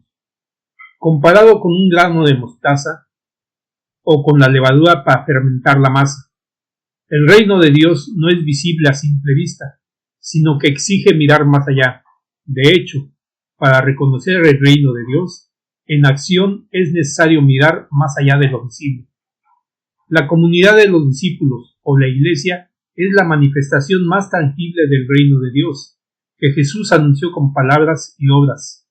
Es oportuno precisar que la Iglesia no es el reino de Dios, pero lo manifiesta a través de la comunión de los que siguen a Jesús. Sería desafortunado asimilar el reino de Dios a la Iglesia. Son demasiados los errores de los discípulos para caer en esa ilusión. Sin embargo, los discípulos que forman la Iglesia manifiestan el reino de Dios con su comunión y la misión. Hay una relación íntima entre el reino de Dios y la Iglesia, que está hecha de tensiones y de reconocimientos. En cualquier caso, el reino de Dios se ha acercado con la misión de Jesús, sigue revelándose entre sus discípulos en la Iglesia y los espera hasta el encuentro final con su Señor Jesucristo. Para enseñar a sus discípulos a esperar el reino de Dios, Jesús contó, entre otras cosas, la parábola de la higuera. Algunos símbolos que atraviesan la Biblia no son elegidos por casualidad. Pensemos en la vid, con la viña, y el olivo con el aceite, elegida para representar al pueblo elegido. La viña exige un cuidado constante, desde la plantación hasta la vendimia. Pocas plantaciones son más valiosas que un olivar, y la producción del aceite es la planta de la elección, ya que el aceite es utilizado para la consagración. También la higuera, con sus frutos, remite a la relación entre Dios y los seres humanos. Cuando la higuera empieza a florecer, quiere decir que se está verificando el paso de la primavera al verano. Quedar bajo una higuera, como Natanael, significa esperar los signos de los tiempos para la llegada del reino de Dios. Con su riqueza y belleza, la creación reenvía siempre al Creador. A los seres humanos les compete la responsabilidad de reconocer el modo como la creación se remite al Creador, cuando produce frutos en el bien y sufre sus abusos en el mal. La creación sigue relacionándose con la persona humana. Es revelador lo que afirma San Pablo en la carta a los romanos sobre la participación entre la creación y los seres humanos. En efecto, la creación fue sometida a la frustración, no por su voluntad, sino por aquel que la sometió, con la esperanza de que la creación misma sería liberada de la esclavitud, de la corrupción, para entrar en la gloriosa libertad de los hijos de Dios. Hay una participación profunda entre la creación, los seres humanos y los creyentes, que se expresa con los llamados signos de los tiempos. La Gaudium et Spes del Concilio Vaticano II confirió una importancia de primer orden a las relaciones entre la Iglesia y los signos de los tiempos. Corresponde a la Iglesia el deber permanente de escrutar los signos de los tiempos e interpelarlos a la luz del Evangelio, de forma que, de manera acomodada a cada generación, pueda responder a los perennes interrogantes de los hombres sobre el sentido de la vida presente y futura, y sobre la relación mutua entre ambas. Gaudium et Spes 4. Una oración vigilante. En el contexto de la parábola de la higuera, entre una estación y otra, Jesús exhorta a sus discípulos a vigilar orando en cada momento. Si en el comienzo de su camino hacia Jerusalén, sus discípulos le pidieron que les enseñara a orar, es porque a menudo Jesús había velado en la oración. No es una coincidencia que la elección de los 12 inicie con la oración nocturna de Jesús hasta la mañana siguiente. También el epílogo de su misión se realiza en la oración durante la agonía en Getsemaní. Los días terribles de la pasión vieron un ir y venir de Jesús entre el monte de los Olivos y el templo de Jerusalén. Si durante el día se quedaba en el templo para dialogar con el pueblo, Jesús se iba de noche al monte de los Olivos para consolidar cada vez más la relación con su Padre. Los discípulos no tuvieron la fuerza ni la valentía de velar con él y se vieron superados por el sueño. Durante la agonía en Getsemaní, Jesús pidió más veces a sus discípulos que velaran para no entrar en tentación. En esa ocasión, más que en otras, el discípulo no ha de pedir a su Padre que no le abandone la tentación, sino que no le deje entrar en ella, porque cuando no consigue velar con la oración, se encuentra sin una salida. Entre el sueño de la razón y la oración vigilante, el discípulo está obligado a elegir de qué parte estar. Si opta por el sueño, se ve abrumado por la tristeza o la pérdida del valor para seguir. Si elige velar, está en condición de reconocer los signos de los tiempos que entrevé en lo creado y en la sociedad en la que vive. Entre el sueño y la vigilancia, el discípulo aprende a atravesar la última fase de la oración enseñada por Jesús.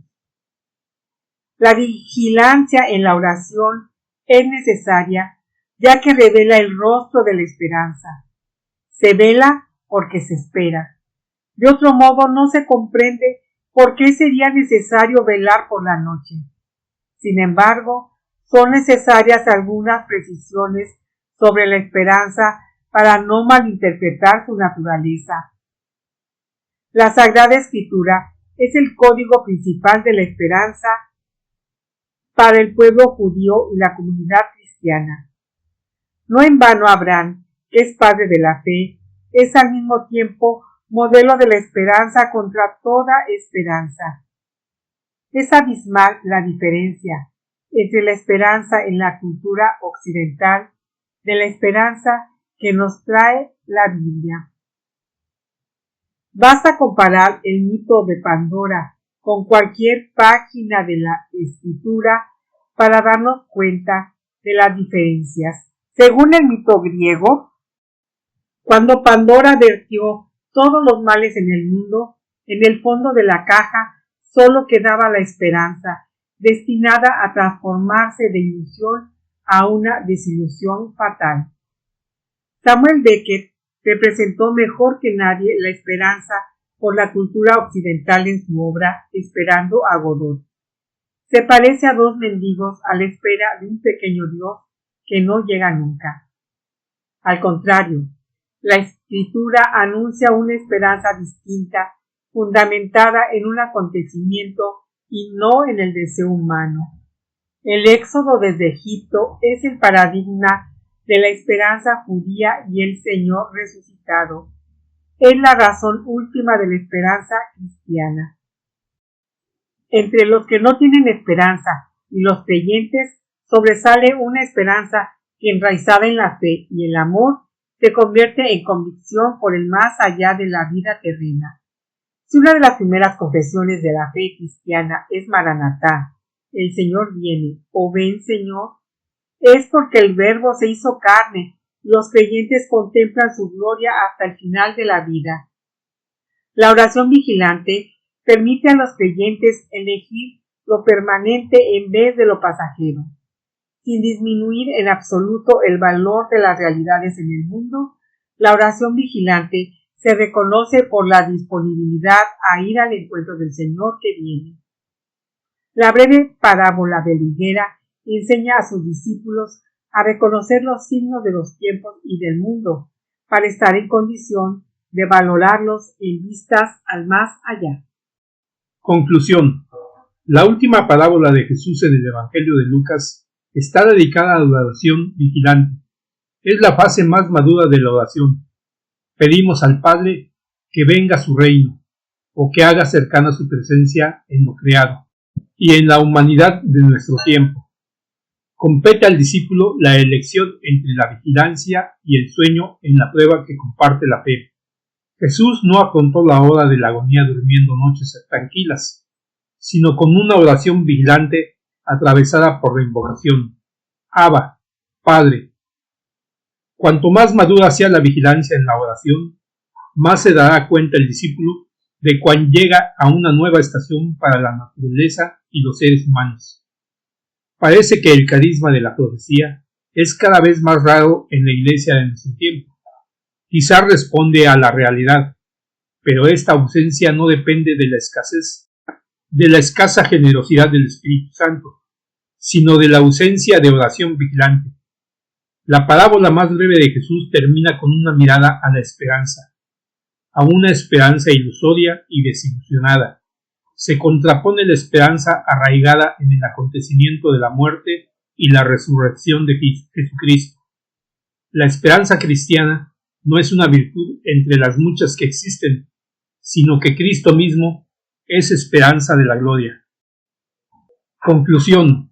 Jesús enseñó a orar orando. Es el núcleo esencial de su enseñanza sobre la oración. El Padre Nuestro es el manifiesto de la oración por todo discípulo. Es original la unión entre el Padre Nuestro y algunas parábolas sobre la oración.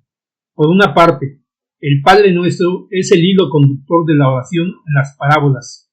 Por la otra, algunas parábolas explican el Padre Nuestro. A la luz de las parábolas sobre la oración se puede delinear 5 fases de la original escuela de la oración enseñada por Jesús. 1.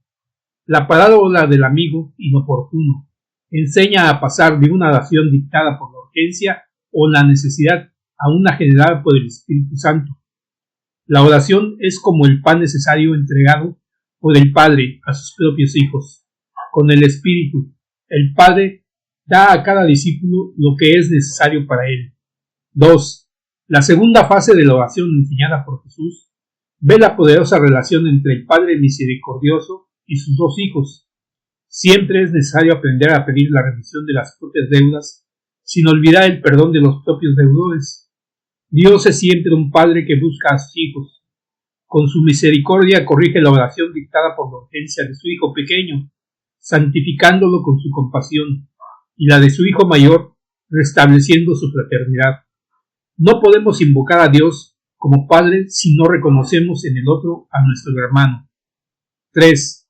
El giro en la escuela de la oración de Jesús se verifica con la parábola de la viudez, de la viuda y del juez descreído. La petición de no entrar en tentación en el Padre Nuestro está ilustrada por la fe perseverante o constante de la viuda. No se trata de cualquier tentación moral, sino de la tentación de la fe obligada a atravesar la prueba. 4. Entre la profanación y la santificación del nombre de Dios, la parábola del fariseo y del publicano en el templo compara 2 tipos de oración. Por una parte, la oración arrogante y narcisista en exceso del fariseo. Por la otra, la oración humilde del publicano. La inflexión de la situación demuestra que Dios justifica o santifica al publicano y no al fariseo. 5. La breve e incisiva parábola de la higuera que florece cierra las parábolas sobre la oración. La oración llega a su plena maduración cuando, por medio de la vigilancia, permite al discípulo reconocer los signos de los tiempos o del reino de Dios que se acerca. Entre el espíritu que sigue guiando a los creyentes y el reino que hay que reconocer en los pasos entre las estaciones, la oración es más necesaria que nunca. Si no se está en condición de reconocer las distintas estaciones de la vida personal y comunitaria. No resulta fortuito que la última fase de la escuela de oración de Jesús termine con la vigilancia abierta a la esperanza, en vistas al encuentro con el Señor. El lema del próximo jubileo de la Iglesia de 2025 es Peregrinos de Esperanza. En la medida en la que la oración ayuda a reconocer los signos de los tiempos, la esperanza de los creyentes se basa en el encuentro con Cristo. La vida cristiana. Laura Aguilar, para Puntadas de Familia, evangelizando en las redes sociales. Si te gustó este video, da like, comparte, suscríbete a este canal e invita a otros a hacerlo. Paz y bien.